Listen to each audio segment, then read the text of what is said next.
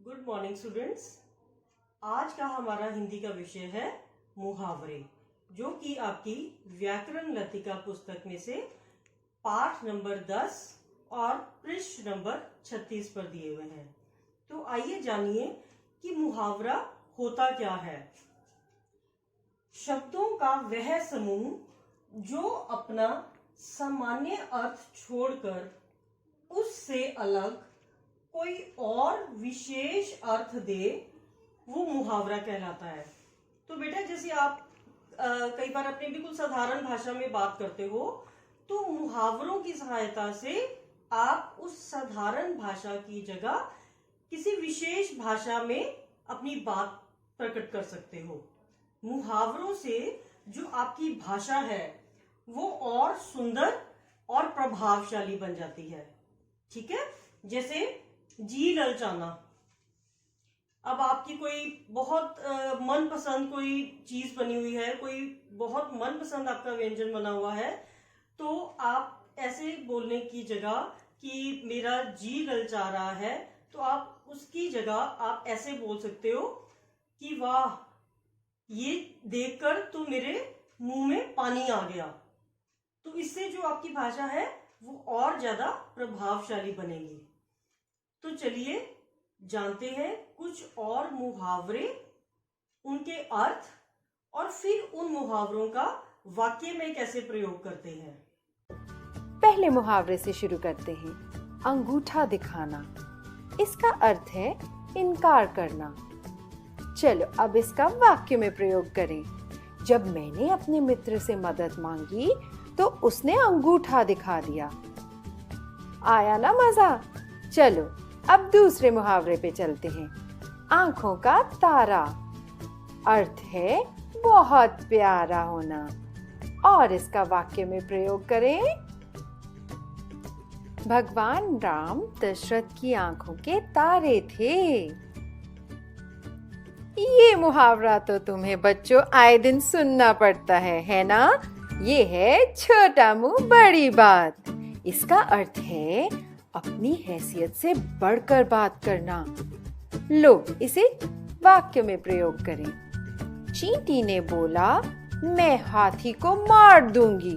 उसका ये कहना तो छोटा मुंह बड़ी बात है। अगले मुहावरे की ओर चलते हैं। ये है अक्ल मारी जाना, इसका अर्थ है घबरा जाना। अब इसका वाक्य में प्रयोग करते हैं। प्रश्न पत्र देखते ही मोहन की अक्ल मारी गई।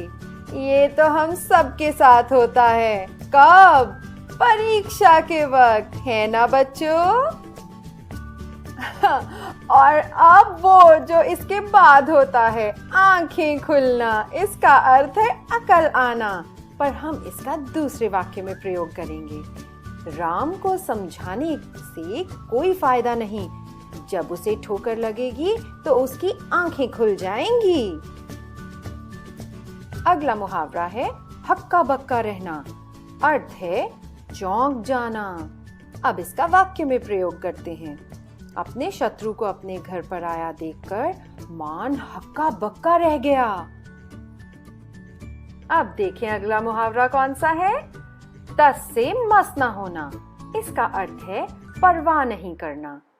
अब इसका वाक्य में प्रयोग करते हैं। शाम को जितना चाहे समझा दो कि बुरे लोगों का साथ छोड़ दो, किंतु वो तो तस से मस नहीं होता और बुरे लोगों का साथ देता है। कितनी बुरी बात है। तुम्हारे साथ कभी ऐसा हुआ है कि तुम तस से मस नहीं हुए हो? बताओ बताओ। नीचे दिए गए कमेंट सेक्शन में अपने जवाब जरूर लिखना, बहुत मजा आएगा इन्हें पढ़ के। चलो अब अगले मुहावरे की तरफ रुख करते हैं। धूप में बाल सफेद ना होना, इसका अर्थ है अनुभवी होना।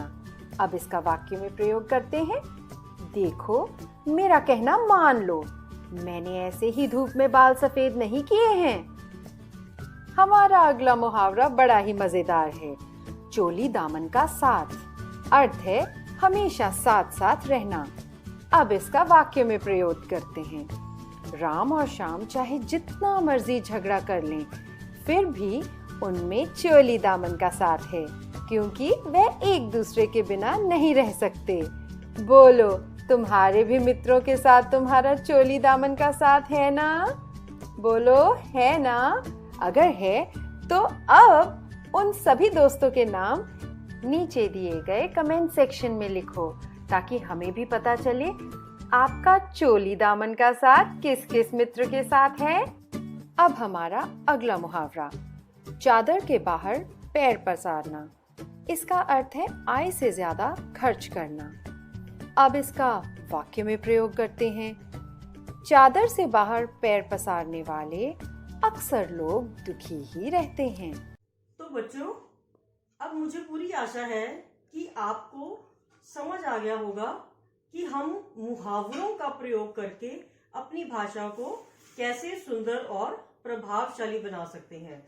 तो बच्चों, आपने अपनी पुस्तक में पृष्ठ नंबर 36 पर दिए गए मुहावरे और उनके अर्थ अपनी उत्तर पुस्तिका में लिखने हैं और इनका प्रयोग भी सीखना है। धन्यवाद। आपका दिन शुभ हो।